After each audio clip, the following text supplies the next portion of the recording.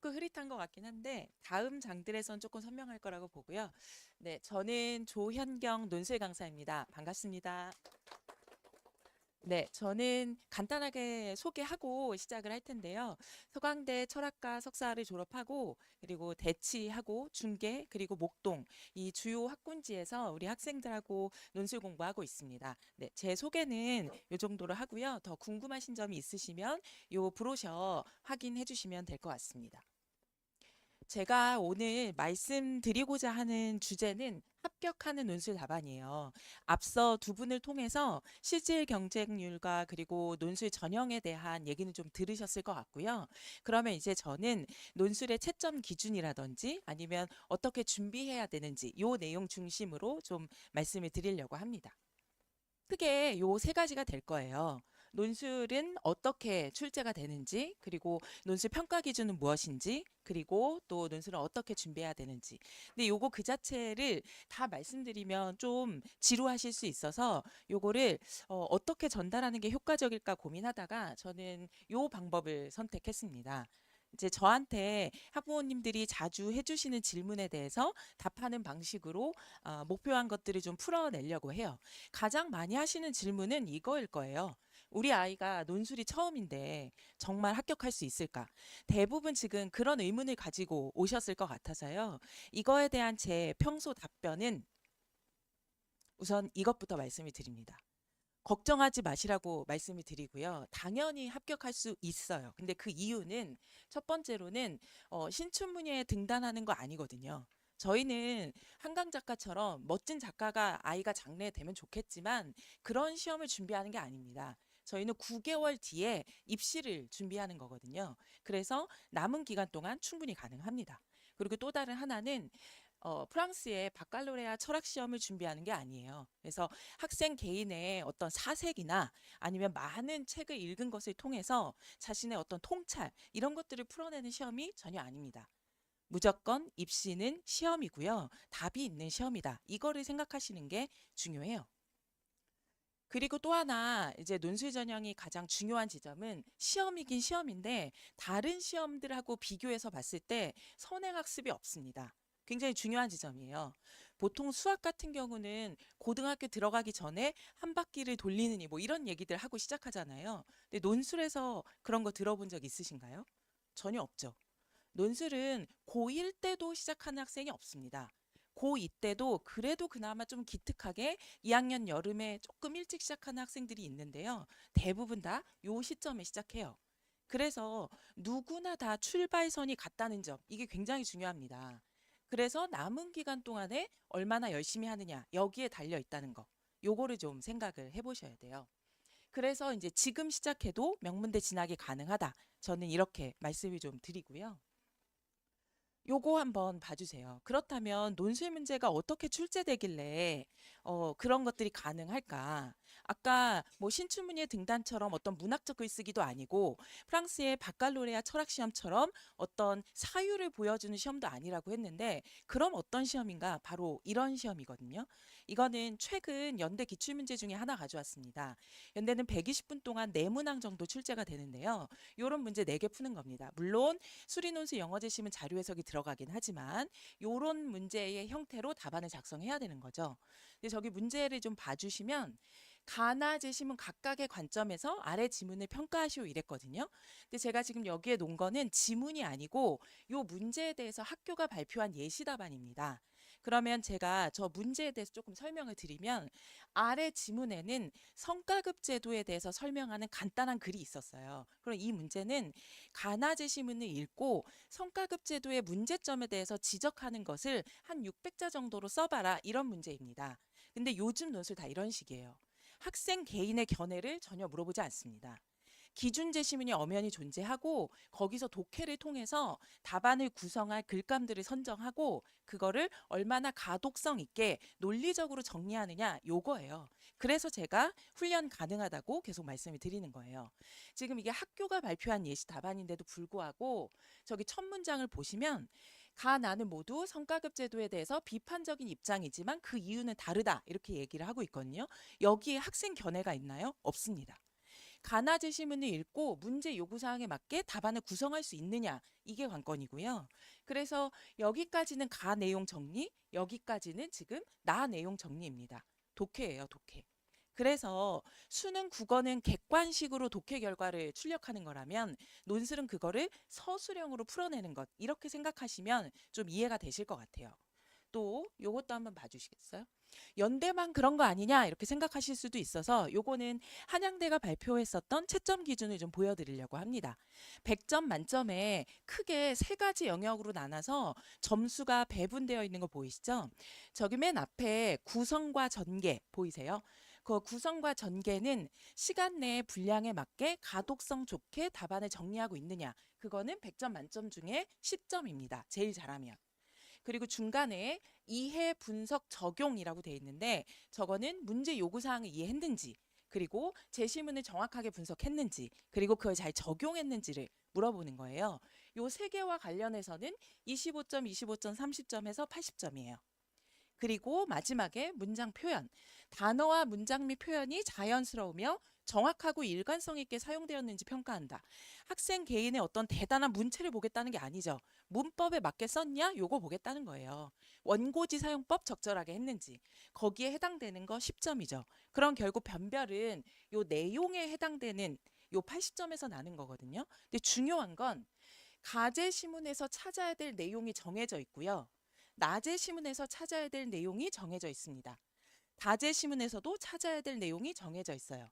특히 여기 다제 시문 활용한 부분에서 보시면 요 세 개 중에 요거 하나 빠뜨리면 30점 중에 몇 점 감점, 또 요거 빠뜨리면 몇 점 감점, 이런 식이에요.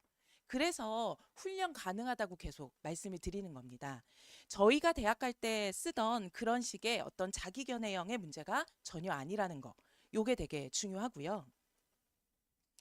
그런데 이제 이렇게 말씀드리면 아, 그러면 독해가 되게 중요하겠네요. 근데 우리 아이는 국어를 그렇게 잘하는 것 같지 않은데요? 이렇게 질문이 연결이 돼요. 이거에 대해서 좀 말씀을 드릴게요. 80분 동안 45문항을 해결해야 되는 건 수능 국어고요. 100분 동안 두세 문항을 해결해야 되는 거, 아까 보셨던 그런 답안 두세 개 쓰는 거거든요. 요런 거는 논술입니다. 아예 성격이 달라요. 왜냐하면 80분 동안 45문항을 해결하려면 한 문항당 1분 몇 초밖에 안 돼요. 근데 그런 시험에서 시험장에 들어가서 제시문을 분석한다는 건 말이 안 됩니다. 수능 국어는 어떤 시험이냐면 사법고시 같은 시험이에요. 범위가 정해져 있고 그 많은 걸 충분히 공부했는지 확인하기 위해서 그 범위를 다 물어볼 수 없으니까 그 중에서 특정 작품들을 출제한 다음에 이것도 다 맞췄으면 몇 점, 이렇게 평가하는 시험이죠. 그래서 사실 내신 공부하듯 해야 되거든요. 수능 국어는. 근데 논술은 아니에요. 아까 보셨잖아요. 수능 국어 같은 경우에는 제시문이 20개 내외 정도 나오거든요. 근데 논술은 적게는 3개, 많이 나와 봐야 7개, 8개예요. 그러니까 오픈북 테스트라고 생각하시면 돼요. 명확한 문제 요구 사항이 있고 제시문, 참고 제시문 주고 그거를 잘 구성해서 정리해 나갈 수 있는지. 그래서 성격이 아예 다른 것이기 때문에 충분히 가능하다. 그리고 실제로 1등급인 학생들은 논술하러 오지 않죠. 수능 1등급인 학생들은 그냥 정시하면 됩니다. 내신으로는 2.5 이후부터, 그리고 수능으로도 사실 2등급 때도 거의 정시 집중하려고 하죠, 보통은. 그래서 그렇게 생각을 해 보신다면 주로 3, 4, 5, 6 학생들 혹은 2등급 때 정도까지 논술을 한다고 생각하면 충분히 이렇게 성격이 다른 시험에서 준비 가능하다. 이렇게 보셔야 될 것 같고요. 그래서 이걸 인지하셔야 돼요. 시간 제한, 분량 제한, 지문이 있는 서술형 답안에 대한 작성이다. 시험 대비입니다. 누가 못하냐의 시험이에요. 보시면 그렇다면 이제 이런 질문으로 또 연결이 돼요. 아니 근데 우리 아이는 책을 많이 안 읽어서요. 어떤 책을 읽어야 할까요? 이렇게 질문하시거든요. 지금 너무 와 닿으시죠? 제가 말씀드리는 것들이. 그럼 저 이렇게 답변 드려요. 교과서, 그리고 수능 모의고사 지문, 논술 기출문제 지문. 이거 무슨 말이냐면 논술 전형을 준비하기 위해서 책을 읽을 필요 없어요. 아니 고1 때도 논술 준비를 안 했고 책 하나도 안 읽었던 학생이 고3 때 수능 공부도 해야 되는데 책을 읽을까요? 그렇지 않아요. 그러지 않기도 하고요. 실제로 1등급인 학생들도 책을 읽지 않습니다. 고3은. 고3은 지금 효율이 중요해요. 최저 맞춰야 돼요. 해야 될 게 얼마나 많은데. 그래서 지금은 논술 공부에 집중하면 그걸로 충분하다. 이렇게 말씀을 드립니다. 기출문제 푸는 거 안에 나와 있는 제시문들 있는 것으로 충분해요. 그래서 정확한 질문은, 방금 질문은 이렇게 바꿔야 돼요. 논술은 어떻게 대비해야 할까요? 어떤 책을 읽어야 될까요가 아니라 신문에 막 사설 이런 거 찾아 읽을까요? 이런 게 아니죠. 논술은 그러면 어떻게 대비해야 할까요? 요 얘기로 좀 해봐야 될 것 같아요. 요렇게 2학년 겨울방학 현재 논술은 이렇게 준비하면 됩니다. 보통 논술은 적게는 3장, 많게는 6장을 써요. 그렇기 때문에 대부분 학교들을 많이 준비해야 되니까 자기가 지원하는 학교들의 유형들이 거의 겹쳐요. 그래서 1학기 때에는 유형편 수강을 합니다. 어느 대학이든 다 나오는 기본적인 빈추 유형들을 학습해서 기본기를 다져놓는 거죠. 요약, 분류, 비교, 설명, 평가, 문제 해결, 자료 해석, 입장 선택. 요거는 대부분 학교들이 내는 문제들이거든요. 그거를 6월 말 7월 초까지 연습을 합니다. 그리고 나서 이제 여름 방학 때는 이미 성적표가 나온 상태예요. 사실 큰 변화 없습니다. 학평이 이미 결과가 나온 상태니까 그러면 자기 최저 등급에 맞춰서 어느 학교를 쓰는 게 맞을지 탐색을 하는 기간. 그래서 풀세트 풀기를 합니다. 그리고 나서 이제 2학기에는 이미 원서를 쓴 거니까 이때는 이제 자기가 원서 쓴 학교에 기출문제를 계속 풀어가지고 완성도 높이기, 실수를 줄이기, 요거 연습을 하는 거죠. 요렇게 대비하는 걸로 충분해요. 일주일에 한 번 내 시간으로 제시문들, 문제 요구사항에 맞게 제시문들 구성하는 거, 요거 연습해보는 거 충분합니다. 그래서 이거는 연대를 지원하는 학생도 요렇게 하고요. 그리고 인서울, 가톨릭, 수도권을 지원하는 학생도 다 똑같이 이렇게 진행을 합니다. 왜냐하면 논술을 위해서 가외하는 학생들 본 적 있으신가요? 없습니다. 일주일에 한 번 딱 4시간.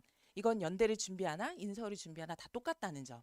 다만 자기가 맞출 수 있는 최저에 따라서 지원할 수 있는 학교가 달라진다는 점. 요것만 좀 생각해 보시면 될 것 같습니다. 그래서 주로 수업은 이렇게 이루어져요. 4시간인데요. 4시간인데 강의하고 글 쓰고 첨삭받고 해제하는 요 방식으로. 학생들이 집에서 책도 안 읽는데 100분, 120분 동안 글쓰기를 혼자서 할까요? 그렇지 않아요. 그래서 논술 수업은 반드시 수업 시간 중에 글 쓰는 시간이 포함되어 있어야 되고요. 그거에 대해서 전문 강사의 1대1 첨삭을 받아야 됩니다.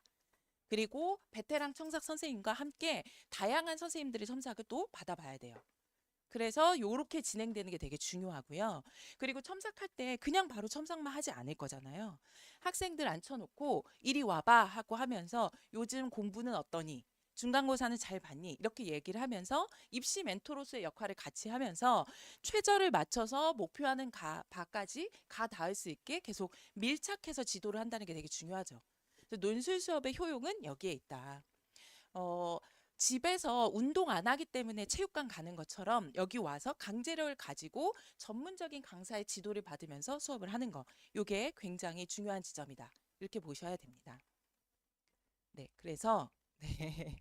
저희가 오늘 주제를 나눠서 얘기를 할 거거든요. 한 15분 내외 정도의 얘기를 하고 그리고 나서 이후에 이따가 질의응답을 할 거예요. 그래서 질의응답을 하기 위해서 필요한 부분들에 대한 정보를 지금 들으면서 좀 체크를 하셨을 거고요. 그거 이따가 얘기를 할 테니까 그걸 중심으로 오늘 궁금하신 점들 좀 얘기해 주시면 될 것 같은데요. 요거는 이제 제 수업 시간입니다. 그래서 저는 금요일 오후 6시에 유형편 정규반 수업을 진행하고 있거든요. 그래서 제 수업의 가장 큰 특징적인 면은 저는 이제 제가 직접 첨삭을 하기 때문에 20명 넘게 진행을 안 한다는 점이 되게 중요해요. 왜냐하면 기본 그 유형할 때까지는 인원 마감을 합니다. 그래서 마감해서 새로 개설하고 개설하는 방식으로.